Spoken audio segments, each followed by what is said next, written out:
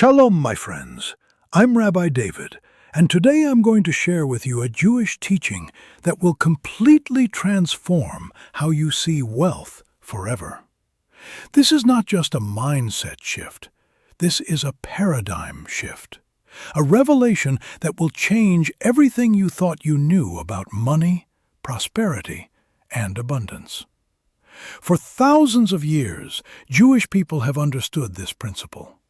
And it is one of the reasons why, despite being less than 0.2% of the world's population, Jewish people have created some of the most successful businesses, accumulated some of the greatest wealth, and made some of the most significant contributions to society. By the end of this video, you will understand this teaching. You will see wealth through a completely different lens, and you will have a practical framework to apply it to your life, starting today. But before I reveal this teaching, I need to ask you something. Drop a comment below and tell me, what is your current relationship with money? Do you see it as good or evil? As a tool or a master? As abundant or scarce? Tell me in the comments, because your answer will reveal whether you understand this Jewish teaching or not. Now, before we dive deep into this teaching, I need your help with something important. I'm on a mission to reach 50,000 subscribers, so I can spread this timeless wisdom about wealth, faith, and legacy to even more people. If you believe this wisdom deserves to be shared, if you believe these ancient secrets can transform lives, then please hit that subscribe button right now and join this growing community of modern thinkers and future millionaires. And I have something special for you. I've created the Torah Millionaire Business School, a complete course for just $299, and it's closing soon. In this course, I unveil the full Torah wealth system, the same 3,000-year-old Jewish money laws that built dynasties, protected families, and created unstoppable prosperity. The link is in the comments below. Don't miss this opportunity. All right, let's get into it. The Jewish teaching I want to share with you today is this. Wealth is not something you have. Wealth is something you steward. You are not an owner. You are a manager. You are not a possessor. You are a trustee. Everything you have, your money, your business, your property, your talents, your time, none of it belongs to you. It all belongs to God, and He has entrusted it to you to manage on His behalf. This is the fundamental Jewish understanding of wealth, and it changes everything. In the Western world, we are taught that wealth is about ownership. You work hard, you earn money, you buy things, and those things are yours. You own them, you possess them, you control them, and the goal is to accumulate as much as possible so that you can have security, freedom, and power. But the Torah teaches something completely different. In Psalm 24, King David says, "The earth is the Lord's, and everything in it, the world, and all who live in it." Everything belongs to God. The land, the resources, the money, the businesses, the people, all of it is His. You don't own anything. You are simply managing what belongs to Him. This is not just a philosophical idea. This is a legal and spiritual reality in Jewish law. In the Torah, God says to the people of Israel, "The land must not be sold permanently, because the land is mine, and you reside in my land as foreigners and strangers." Even the land that God gave to His people, they didn't own it. They were stewards of it. This principle is called stewardship, and it is the foundation of the Jewish approach to wealth. Now, you might be thinking, Rabbi, what's the difference? Whether I own it or steward it, I still have it. I still use it. I still benefit from it. What does it matter? It matters everything. Because when you see yourself as an owner, your relationship with wealth is about accumulation, control, and fear. But when you see yourself as a steward, your relationship with wealth is about responsibility, purpose, and freedom. Let me break this down for you. When you see yourself as an owner, you accumulate. Your goal is to get as much as possible and hold on to it as tightly as possible. You hoard, you protect, you guard, because you believe that your security comes from what you have. The more you have, the more secure you are. So you spend your life trying to accumulate more and more and more. But no matter how much you get, it's never enough, because ownership creates a mindset of scarcity. There's always someone who has more. There's always something you don't have. There's always a fear of losing what you've accumulated. But when you see yourself as a steward, you circulate. Your goal is not to accumulate, but to manage well, to multiply what you've been given, to use it for its intended purpose, to create value, to serve others, to make a difference. You don't hoard, you invest, you give, you circulate, because you understand that your security doesn't come from what you have, it comes from who you serve. God is the owner. You are the manager. And as long as you manage well, God will continue to entrust you with more. When you see yourself as an owner, you control. You make all the decisions. You call all the shots. You determine how your money is used, where it goes, who benefits from it. And this creates stress, anxiety, and pressure, because the weight of every decision is on your shoulders. If you make a mistake, you lose. If the market crashes, you lose. If the economy fails, you lose. You are in control, which means you are also responsible for everything that happens. But when you see yourself as a steward, you partner. You don't make decisions alone. You seek God's wisdom. You ask, God, this is your money. How do you want me to use it? Where do you want me to invest it? Who do you want me to bless with it? And when you partner with God, the pressure is off, because the ultimate responsibility is His, not yours. You are simply following His instructions. And when you follow His instructions, He takes responsibility for the results. When you see yourself as an owner, you fear. You fear losing what you have. You fear the economy crashing. You fear making a bad investment. You fear someone stealing from you. You fear not having enough. Fear is the dominant emotion of ownership. Because when you own something, you can lose it. And the more you have, the more you have to lose. But when you see yourself as a steward, you trust. You trust that God is the owner. You trust that He will provide. You trust that He will protect. You trust that He will multiply. You trust that as long as you manage well, He will continue to entrust you with more.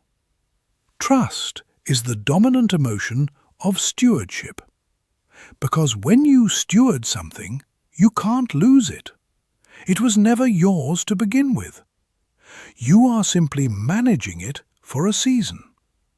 And when that season is over, God will entrust you with something else. This is the difference between ownership and stewardship. Ownership creates accumulation, control, and fear. Stewardship creates circulation, partnership, and trust. Ownership is about having. Stewardship is about managing. Ownership is about security. Stewardship is about purpose. And here's the most powerful part. When you shift from ownership to stewardship, you actually experience more wealth, more freedom, and more peace. Because stewards are trusted with more than owners. Let me explain. In the Torah, there is a parable that illustrates this perfectly. It's the parable of the talents. A wealthy man was going on a journey, and he entrusted his wealth to 3 of his servants. To one he gave 5 talents, to another 2 talents, and to the third 1 talent. A talent was a large sum of money, equivalent to about 20 years of wages for a laborer. So this was a significant amount of wealth. The man didn't say, "This is now your money. Do whatever you want with it."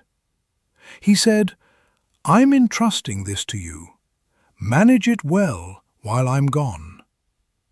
They were stewards, not owners. The first servant took the 5 talents, invested them, and doubled them to 10. The second servant took the 2 talents, invested them, and doubled them to 4. But the third servant, he was afraid. He thought, "This is a lot of money. What if I lose it? What if I make a bad investment? What if the master gets angry?" So he dug a hole in the ground and buried the talent to keep it safe. When the master returned, he called the servants to give an account. The first servant said, "Master, you entrusted me with 5 talents. I invested them and made 5 more." The master said, "Well done, good and faithful servant. You have been faithful with a few things. I will put you in charge of many things. Come and share in my joy." The second servant said, "Master, you entrusted me with 2 talents. I invested them and made 2 more." The master said, "Well done, good and faithful servant. You have been faithful with a few things.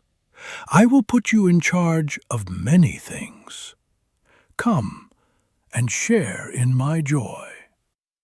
But the third servant said, "Master, I knew you were a hard man, so I was afraid.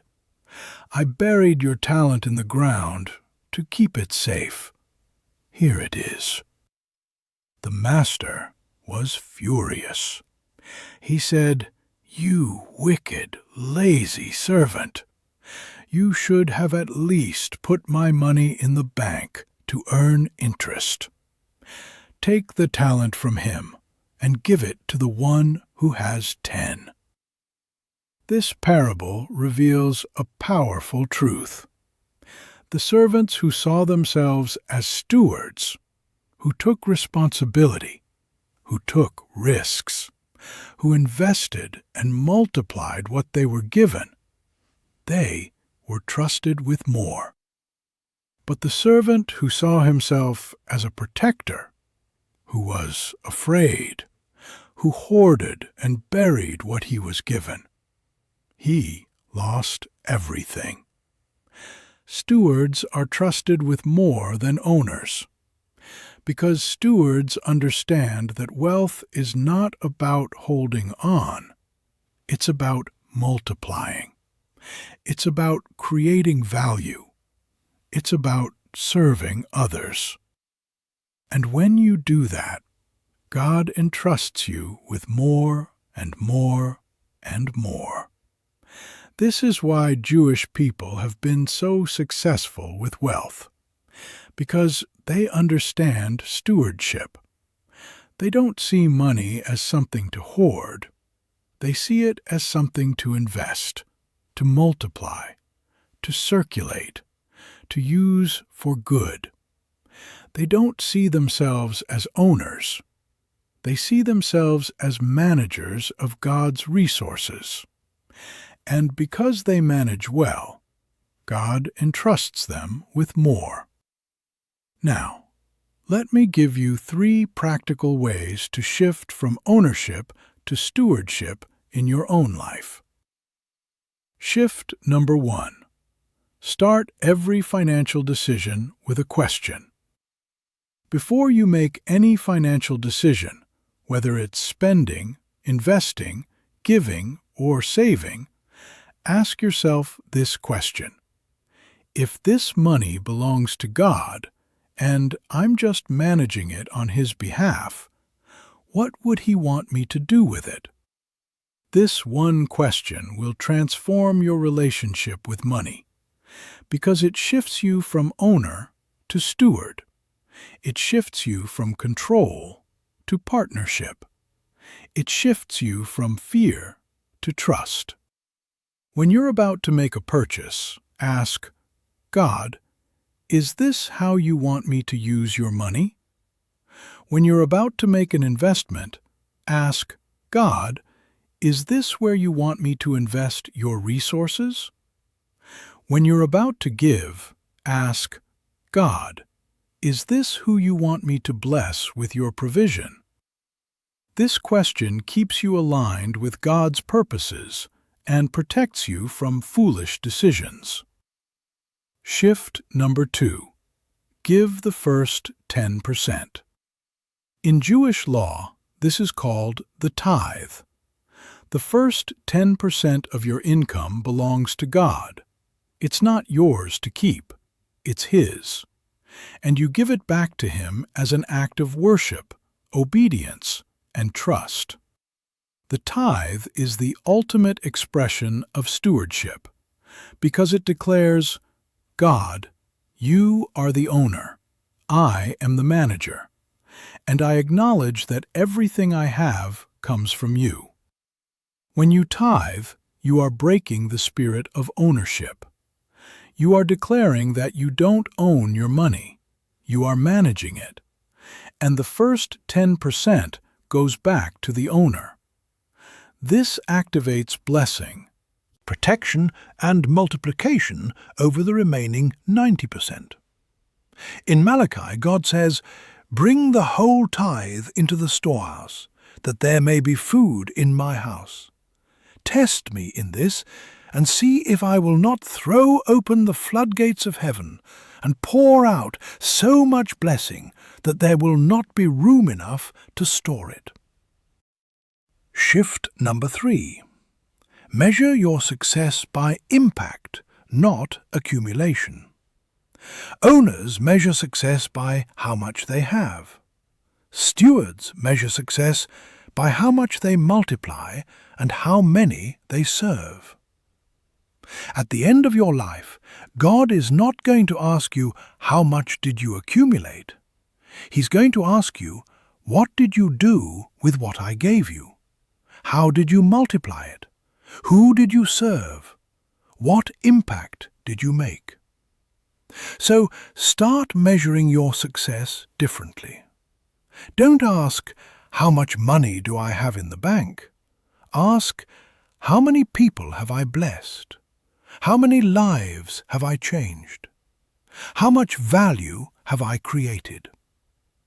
This shift will free you from the endless pursuit of more and give you a sense of purpose, meaning, and fulfillment. These are the 3 shifts. Start every financial decision with a question. Give the first 10%. Measure your success by impact, not accumulation. When you make these shifts, you move from ownership to stewardship. And when you move to stewardship, you unlock a level of wealth, freedom, and peace that owners will never experience. Now, let me tell you 3 stories of people who made this shift and experienced transformation. Story number 1. Jonathan. Jonathan was a successful entrepreneur. He had built a multi-million-dollar business, but he was miserable. He was stressed, anxious, and constantly worried about losing what he had. He was an owner, not a steward. He saw his wealth as his security, and the more he had, the more he feared losing it. I taught him this principle of stewardship. I told him, "Jonathan, you don't own your business. God does. You are just managing it on His behalf." At first he resisted, but eventually he surrendered. He started asking God before every major decision. He started tithing. He started measuring his success by the impact he was making, not just the money he was making. And something amazing happened. The stress lifted. The anxiety disappeared. The fear was replaced with trust. He told me, "Rabbi, I feel free for the first time in my life. I used to carry the weight of my business on my shoulders, but now I know it's God's business. I'm just managing it, and that changes everything." Story number 2. Rebecca. Rebecca was a corporate executive. She made a great salary, but she was a hoarder. She saved every penny, afraid that one day she might not have enough. She had hundreds of thousands of dollars in the bank, but she lived like she was broke. She was an owner, and ownership creates scarcity. I taught her about stewardship. I told her, "Rebecca, that money in your bank account is not yours. It's God's, and He's entrusted it to you to manage. What does He want you to do with it?" She started praying about her finances, and God spoke to her. He told her to give, to bless others, to invest in His kingdom. She started giving generously, and something miraculous happened. The more she gave, the more she received. Her income increased. Her opportunities multiplied. Her joy returned. She told me, "Rabbi, I used to think that holding on to money would make me secure, but I've learned that releasing money makes me free." Story number 3. Daniel. Daniel was a young man with big dreams, but no money. He wanted to start a business, but he didn't have the capital. He was frustrated and stuck. He saw wealthy people as owners who had something he didn't, and he resented them. I taught him about stewardship. I told him, "Daniel, you don't need to own wealth to steward wealth. God can entrust you with resources, even if they don't belong to you. Your job is to prove that you are a faithful steward." So, Daniel started stewarding what he had: his time, his talents, his relationships. He served others. He added value.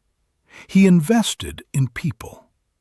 And within a year, an investor approached him and said, "I see how you manage what you have.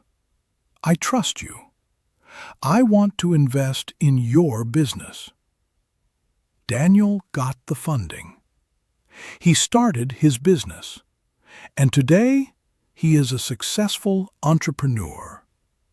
He told me, "Rabbi, I learned that stewardship comes before ownership. When you prove you can manage little, God entrusts you with much." These stories are real, and they illustrate the power of shifting from ownership to stewardship. Now, let me address some objections I know you're thinking. Objection number 1. If I don't own my wealth, then what's the point of working hard to earn it? The point is not to own it. The point is to steward it, to multiply it, to use it for good, to make an impact. Working hard is still important, but your motivation changes. You're not working to accumulate for yourself. You're working to manage well for God. And when you manage well, He entrusts you with more. The reward is greater responsibility, greater impact, and greater joy. Objection number 2. This sounds like I can't enjoy my wealth. Is that what you're saying? No, that's not what I'm saying. Stewards can enjoy what they manage. In fact, in the parable of the talents, the master said to the faithful stewards, "Come and share in my joy." God wants you to enjoy the wealth He's entrusted to you. But enjoyment is different from hoarding. Enjoy it, but don't worship it. Use it, but don't cling to it. Celebrate it, but don't make it your identity. Objection number 3. What if I lose everything? If it's all God's, will He replace it? This is the beauty of stewardship. When you lose something as a steward, you haven't lost what's yours. You've lost what was entrusted to you. And God, as the owner, takes responsibility. He will either restore it or He will entrust you with something different. Your job is to remain faithful, to keep managing well, and to trust that God will provide. This Jewish teaching will transform how you see wealth forever. Wealth is not something you own, it's something you steward. You are not a possessor, you are a manager. You are not in control, you are in partnership. And when you make this shift, you experience more wealth, more freedom, and more peace than you ever thought possible. Here's my final challenge to you. In the comments below, declare this truth. Say, I am not an owner, I am a steward. Everything I have belongs to God, and I manage it on His behalf. When you declare this publicly, you are making a commitment. You are shifting your identity. You are stepping into a new way of seeing wealth. And if this video has transformed how you see wealth forever, subscribe to this channel. Share it with someone who needs to hear this. Because this is not just information. This is transformation. This is a revelation that can change your life, your family, and your legacy. Remember, for thousands of years, Jewish people have understood this principle, and it has made them some of the most successful, most generous, and most impactful people in the world. Now it's your turn. Shift from ownership to stewardship, and watch as God entrusts you with more than you ever imagined. Shalom, my friends, and may you be blessed with the wisdom to see yourself as a steward, not an owner. The courage to manage God's resources with faithfulness and excellence. The freedom that comes from trusting God as the ultimate owner. The multiplication that comes from circulating rather than hoarding. And the joy of knowing that your wealth has purpose, meaning, and eternal impact.